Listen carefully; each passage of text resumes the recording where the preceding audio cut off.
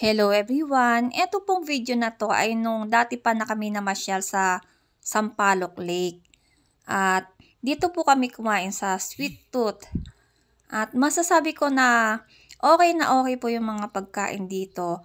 Ito nga po, order po yung aking anak ng burger with nachos. Tapos 3 orders ng sizzling sisig. At 3 order din ng chicken steak.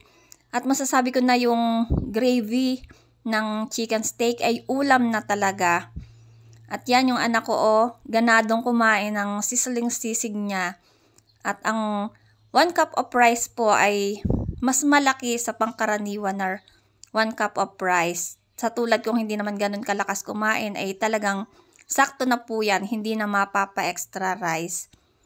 99 per serving or per order po yung ganyan at may free drinks na po. Kaya okay na siya. Mura na, masarap pa. Nagustuhan nga po ng mga anak ko yung pagkain dito. Nasarapan sila. At ayan, i-video ko naman itong labas ng kanilang mini restaurant. At ayan, nagpa-picture nga po kami. Kaso nga lang blur dahil against the light. Ayun lamang po. Thank you for watching.